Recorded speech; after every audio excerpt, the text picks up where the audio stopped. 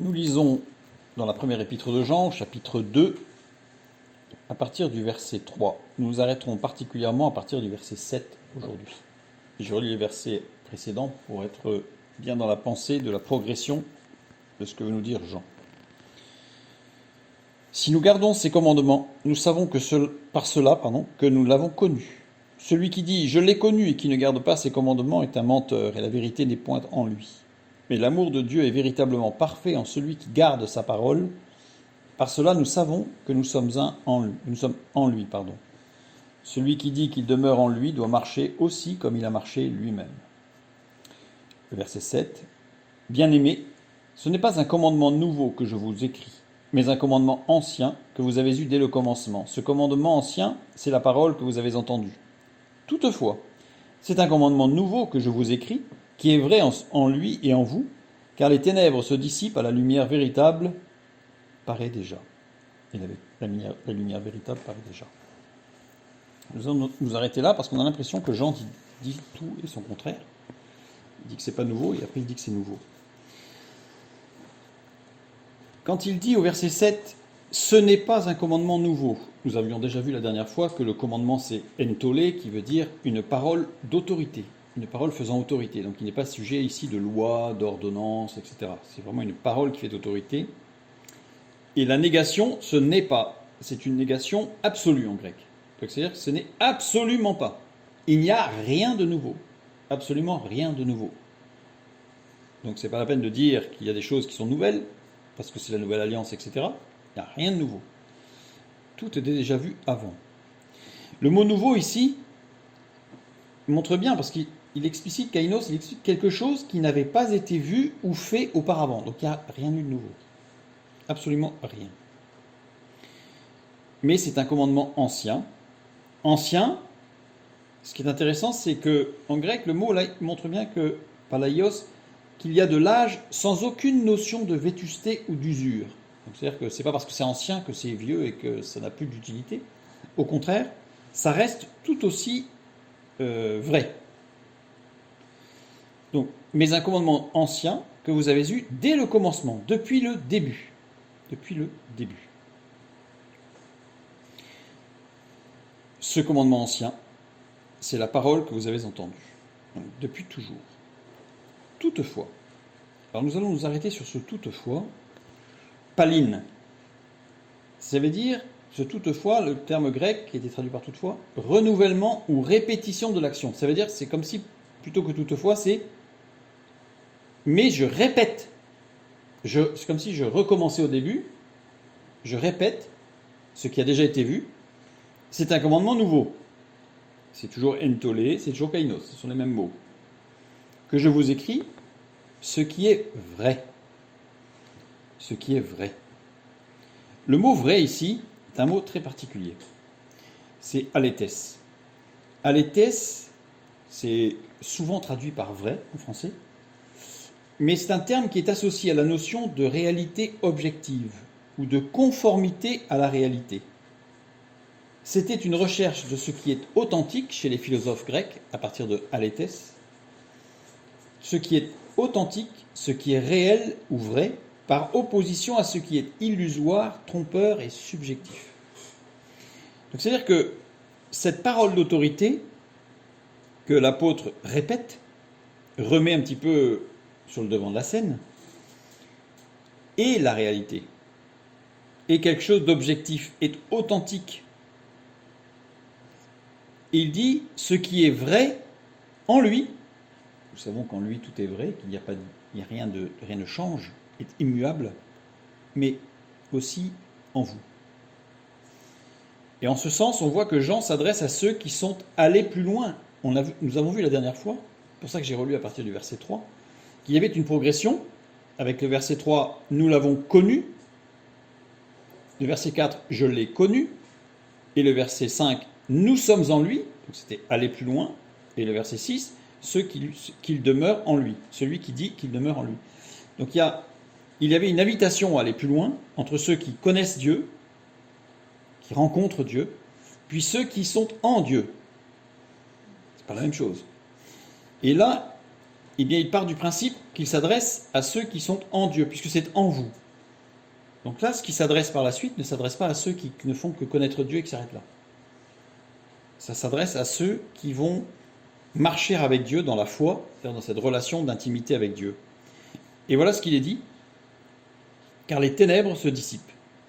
Les ténèbres ici, c'est scotia qui est utilisé de manière métaphorique, de manière symbolique, par tous les Grecs antiques, pour représenter l'ignorance, le manque de connaissance ou la confusion intellectuelle.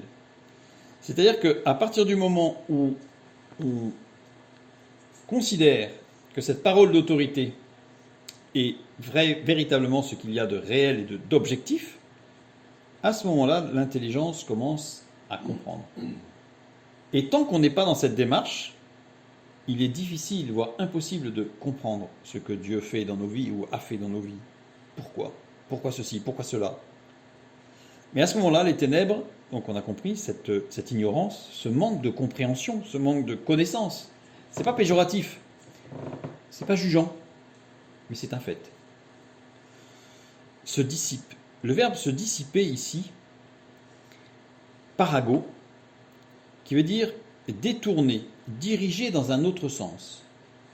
C'est-à-dire que ce n'est pas que des choses disparaissent, puisque dissipe, on a l'impression que ça disparaît. C'est plutôt que ce que l'on voyait dans un certain sens se transforme dans un autre sens. C'est-à-dire que ce qui nous semblait être injuste, par exemple, tout à coup va apparaître comme étant rempli de justice et de justesse dans un plan, évidemment, plus grand, plus vaste que ce que nous voyions. Parago, dissiper, veut dire aussi amener lentement ou doucement par la persuasion. C'est-à-dire que ce n'est pas quelque chose qui va être une sorte d'illumination où d'un seul coup on va devenir très intelligent. C'est quelque chose qui va être une démarche, qui va être lente.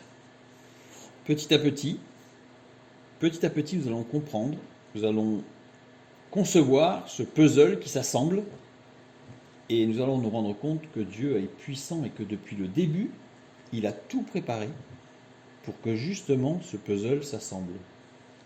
Alors évidemment, si on ne regarde qu'une pièce du puzzle, on ne voit pas l'image ensemble.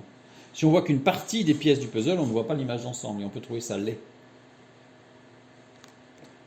Ou beau. Mais on peut aussi ne rien comprendre. Je ne sais pas si vous êtes déjà arrivé de faire des puzzles et parfois on met des pièces et on n'y comprend pas, on ne voit pas ce que c'est en fait. Sauf si on a le modèle, mais sinon on ne voit pas. Là, c'est ce qui se passe. Et encore un point extrêmement intéressant, c'est que ce verbe parago, qui était traduit par se dissiper, est conjugué à la voix moyenne. Ça veut dire que le sujet accomplit une action sur lui-même, une action réfléchie, ou pour son propre intérêt.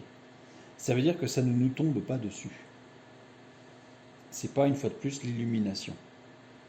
Ça va être quelque chose, une lente démarche, accompagnée du Saint-Esprit, bien sûr, avec nos propres efforts, pour avancer sur le chemin qu'il nous trace. C'est pas à nous d'ouvrir la voie pour avancer à l'aveugle. On se laisse conduire. Et la lumière véritable, cette lumière véritable, c'est alétinos, qui est la même chose, qui est une déclinaison, mais qui revient à alétès tout à l'heure, ce qui est vrai. Et ce qui est vrai, ce qu'on a vu, c'était ce qui était la recherche de l'authentique. Pas du subjectif, pas de la paillette, pas de l'illusoire, pas du momentané, mais de l'éternel. C'est intéressant parce que ces deux termes entourent véritablement ce qui se passe dans notre vie quand on est avec Dieu. C'est ce que nous dit Jean. Et alétès ou alétinos, nous avons vu que c'était le réel, l'authentique, c'était vraiment un sujet extrêmement fort chez les philosophes grecs, qui cherchaient la vérité, qui cherchaient le réel, à ne pas être dans l'illusion. Platon, en particulier, a beaucoup écrit à ce sujet. Aristote aussi, mais surtout Platon. Dans l'ensemble, pour les philosophes grecs, alétès ou alétinos était un concept fondamental qui englobait la recherche de la connaissance, de la sagesse et de la compréhension de la réalité ultime. C'était pour eux un idéal à atteindre dans la quête de la vérité philosophique. c'est ce qui a propulsé, c'est ce qui a fait avancer beaucoup de gens qui cherchaient. Et la parole de Dieu nous dit que ne cherchez plus. Ne cherchez plus. La vérité est en Christ. La vérité, elle est dans Christ. Et ensuite, on voit les versets qui suivent. Le verset 9. Celui qui dit qu'il est dans la lumière, donc c'est-à-dire qu'il est dans cette dynamique. Une fois de plus, tout est dynamique en fait dans la parole. Celui qui dit qu'il est dans la lumière et qui est du verbe haïr, c'est un verbe. En fait, le verbe haïr ici, en grec, c'est dommage de l'avoir traduit par haïr parce que c'est un verbe qui désigne plutôt quelqu'un qui va mettre des bâtons dans les roues pour ne pas avancer parce qu'il n'est pas d'accord. Donc c'est pas vraiment haïr. Haïr, c'est très fort. Là, c'est vraiment empêcher d'avancer, faire tout pour que la personne n'avance pas parce qu'on n'est pas d'accord avec elle. Donc, si quelqu'un ne va pas dans notre sens, nous n'avons pas à l'empêcher. Nous avons évidemment à être un témoin de la vérité, mais nous n'avons pas à l'empêcher. Et alors, si jamais on agit ainsi, on n'est pas dans la lumière. On n'est pas dans cette vérité absolue. De même, le verset 10, celui qui aime son frère demeure dans la lumière, évidemment. Et aucune occasion de chute n'est en lui. Eh oui, occasion de chute, pas forcément pour lui, mais pour l'autre. Parce que quand on dit mettre des bâtons dans les roues, je ne sais pas si vous avez déjà vu un vélo qui roule et on met des bâtons dans les roues, et en particulier la roue avant, ça finit pas bien. Donc l'image, elle est là en fait. Si on empêche quelqu'un d'avancer en lui faisant un croche-pied, il tombe. C'est ce qu'on appelle la chute. Donc veillons à ne pas être des occasions de chute. Et le verset 11 qui réitère, mais celui qui est son frère, toujours le même verbe, est dans les ténèbres, c'est-à-dire il est dans, justement, le manque de connaissance. Le manque de connaissance. Il marche dans les ténèbres et il ne sait où il va. Il comprend pas où il va. Parce que les ténèbres ont aveuglé ses yeux, son intelligence. Demeurons dans ce qui est véritable, demeurons en Dieu, et à ce moment-là, tout ce qui est illusoire va petit à petit disparaître pour laisser place à la réalité fondamentale de la vie, c'est-à-dire le commandement de Dieu, c'est-à-dire cette parole qui fait autorité et qui va nous guider tout au long de notre vie.